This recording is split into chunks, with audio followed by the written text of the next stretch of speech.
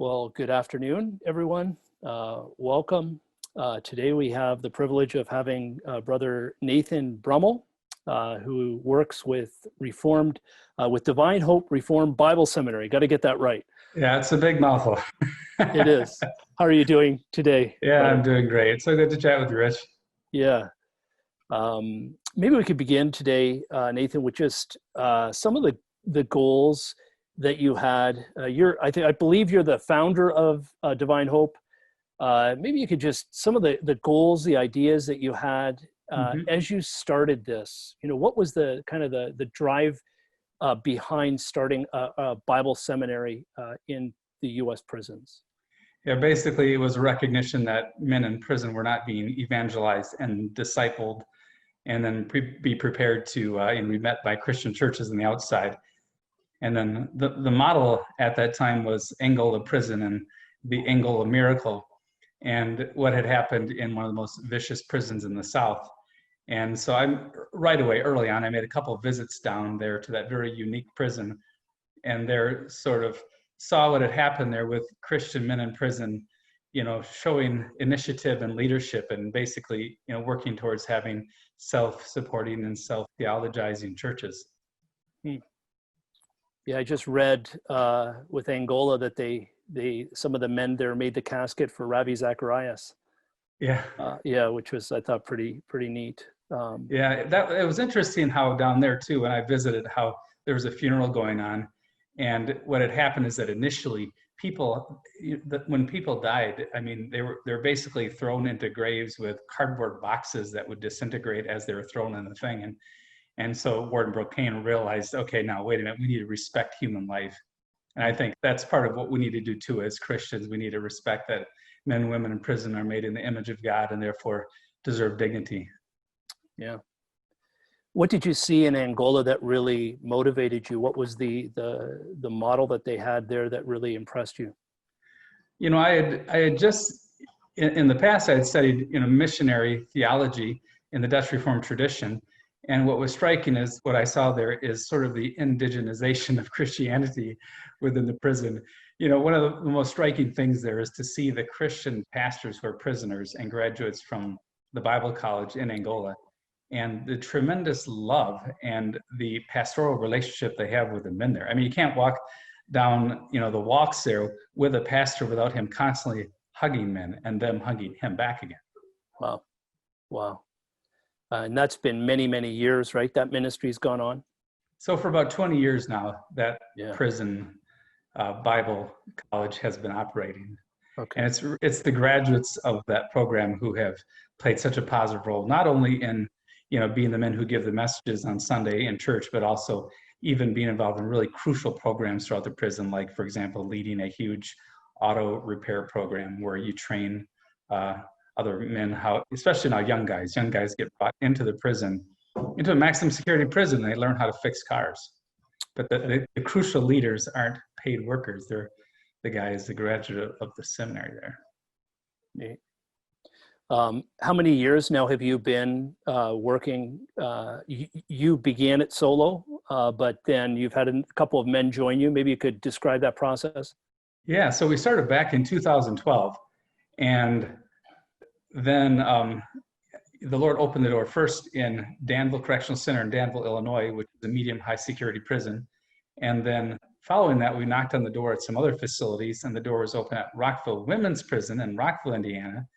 And then the door began to open also at the Indiana State Prison in Michigan City, which is a maximum security prison. And so at that point, I was the sole faculty member. So I was crazy busy, teaching a lot of classes. I spent a lot of hours in class. And then thankfully, Ken Anima was added to the faculty.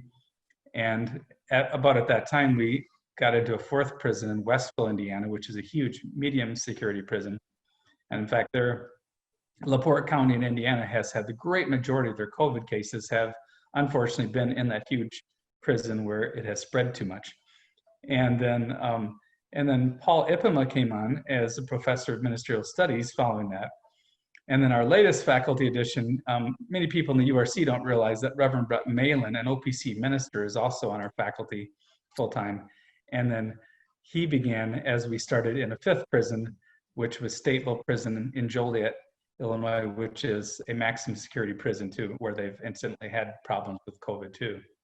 Okay. What does a typical day look like for you, for the other professors? How often do you teach practically? How does that work for you? Yeah, usually we spend about 3 days in prison. So 2 days in our studies. And so the normal day always would involve some driving, since from where I live to teach at Danville, it's 100 miles one way, or at Michigan City at the Indiana State Prison is 50 miles one way. So we have a nice drive to wake us up and to meditate on the day ahead of us. So we get up bright and early often, and then what we'll do is basically we'll be teaching from something like 7 o'clock in the morning or 8 o'clock in the morning till something like 2 o'clock in the afternoon. So we'll basically have each day a morning session and an afternoon session. Okay. For the men, is it full-time studies mostly, or are there a lot of part-timers as well? The majority of our students would be full-time students at, for example, our maximum prisons or at Danville Correctional Center. Although we do have some students who are just taking 1 or 2 classes a semester, but that's mainly because they're taking community college courses or they're in some other type of activity too. And then at Westfield Prison, we're working within the context of a PLUS program, which is a program the prison has. And so our classes are just certain classes being offered within the greater context of that program. Okay. The men that have come through, the ones that have graduated, what has happened with these men? The ones that so are we still in have, prison? for example, at the Indiana State Prison, we have a student named Collie Holland, and he has a life sentence, and he's graduated from our 4-year program. So what he is doing now is, when the prisons open up and when they can gather for chapel, he's one of the men who will deliver a word of edification on Sunday morning at the chapel in a very dramatic context to maybe 200 men or so who come to the pretty large chapel there. And he's also become a member now of Emmanuel United Reformed Church in DeMott. And that's something that needs to happen a lot more. We have a number of students who want to become members of a Reformed church. And so actually he's been the first one who's been taken into church membership, and he is very actively communicating with our congregation here in DeMott with he calls it his letter from Holland. So he'll write some devotionals or just keep us up to date with how things are going. And then in Danville Correctional Center, we have a good number of guys who have finished our 4-year program. Some of those guys are active in a number of different ways with some programs in the prison that are restorative programs. And guys, will be actively playing the role as teacher's assistants. So that's been very, very invaluable to me to have some guys who can help grade classes as well. One of our graduates at Danville, though, just got out of prison after spending probably about 25 years in prison. And so he's now suddenly on the outside, and I'm sure he will be finding his way to one of the Reformed churches in time here. He's now in a situation where he's on parole and stuff like that. And I can't have any contact with him now even. Okay. But there's strict rules on that, right? yeah, although there's another student who has finished a couple years of our program and who's been a member of Faith United Reformed Church in Beecher, Illinois, and just a wonderful man. And in fact, he's just a great friend, and he'll be coming over in a few weeks to help install some doors in my house, since he's an expert carpenter in addition to lots of other stuff. Wow. Do you have any stories that you don't have to give us names if you don't want, but any stories of lives that have been changed? I'm sure you've seen many over the years, but if you could give us a couple of examples, that'd be great. I think of just 2 of my students. One is a man whose name is Ronaldo, and the Chicago Tribune has called him the most morally transformed prisoner in the state of Illinois out of the 40 to 50,000 men there. But he's an African-American man who just has been a gift, has a gift of charisma. So when he brings a Bible message, no one's going to fall asleep. And he's been just a tremendously positive presence in the prison. And he was arrested for murder at age 19, and now he's in his 50s. and a transformed man who's having a huge impact. And then I think of a guy like Earl, who was one of the enforcers in the gangs in Chicago and was convicted for playing a role in the assassination of one of the most infamous drug dealers and I guess gang leaders too in Chicago. And he's been in prison for many years now. But what was striking is that he was in prison for 20 years and he wouldn't read a Bible. People would offer a Bible. He had nothing to do with it. When our classes began 8 years ago, some friends who are Christians talked him into, signing up, and he did. And the Lord had mercy upon him and opened his eyes. And now he's sort of an enforcer of Christian discipline in the classroom, and he's in his 60s now. So he's just a wonderful mentor to other younger guys in the facility. Amazing. Praise the Lord. It's so good to hear of lives that have been changed. And I know you have a lot of guys coming from a lot of different backgrounds. And I've visited once there with you and with Ken, and I know it had a huge impact on me. Well, I think one of my highlights was just hearing you preach to the Hispanic population. Yeah, no, that was wonderful. I really would love to come back. I love preaching in Spanish. So yeah, I just love the fervor and emotion and the excitement in the Hispanic population, and how there's something about Spanish or the Hispanic culture that just involves just excitement, and just the way they communicate can be so exciting and interesting. But that's been a very positive thing too. Our Spanish speaking classes have been continued to be a blessing, and we have a group of about 30 Hispanic men who normally would be meeting for worship every single week, and they're being such a positive influence. I just had one guy who is Spanish speaking. Also, he's wonderful at English as well, but he just got out of prison. But the guy is so wonderfully solid as a Reformed believer. So he's going to be a great blessing to whatever church he ends up at. Wow. Is there a way that this work has transformed you? How have you changed? When you look back 9 years ago, the person you are today, what has God taught you through all of the teaching and all the people that you've met over the years? Well, just one matter, I think, is that it, of course, has focused my attention on matters of prison reform. And there it's very interesting how John Howard was an evangelical Calvinist a couple of hundred years ago in England, who sort of instigated the modern prison reform movement. So I've taught a class on matters connected to prison reform. And what's been very intriguing, of course, is to look at it from an evangelical and a Calvinistic perspective. And what do we have to contribute to this whole matter of whether it's what should the nature of incarceration be? Even matters of just sentencing laws. I mean, I have students who were involved with two other people in the same crime. A couple of the guys who were involved in the crime got out after like 2 years, and then one of my students spends 25 years in prison. And so you have things like that happening. And then also, of course, I've discovered, of course, anew that the divide between the prisons and the churches on the outside is very, very wide.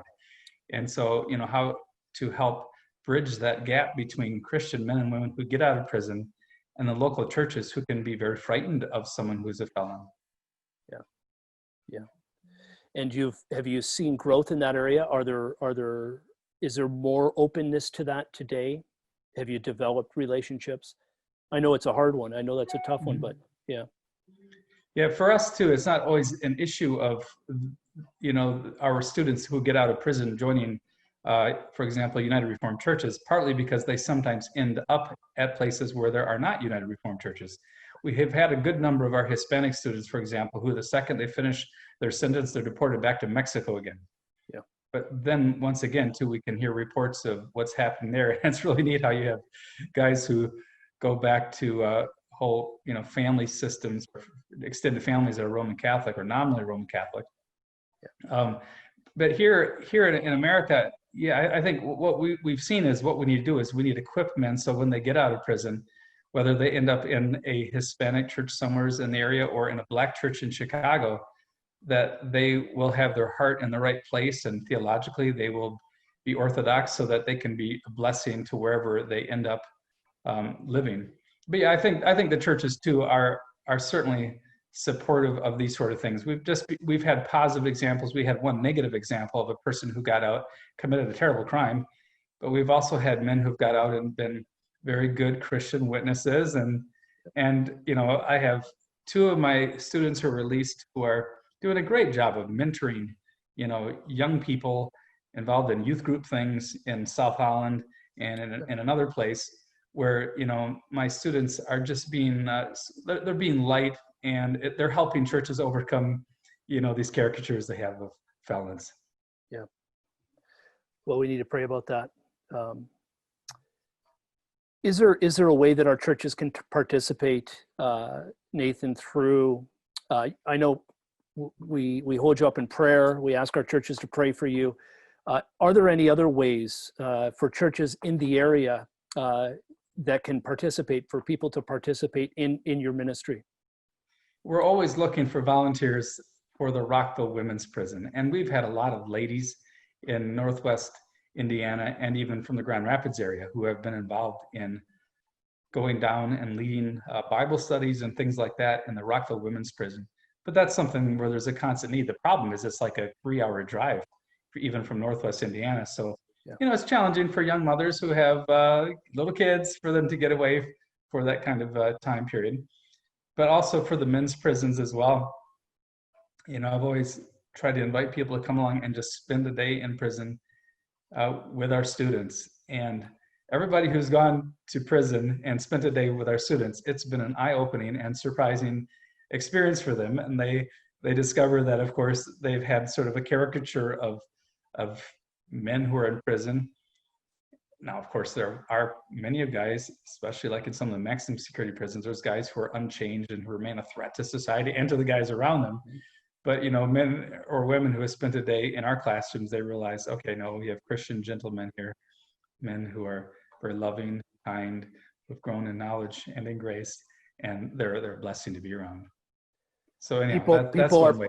Just visiting worship services or visiting prison, the classroom for a day is something that's a tremendous blessing to my students. Okay. People are people, and we're all in need of Christ, right? That's right. Yeah. Well, thank you so much, Nathan, for your time today. It's been great chatting with you and learning more. I hope this has been beneficial for everyone in our churches. Thank you. Yeah, thanks so much. And it's been great to see your face again. All right. God's blessings.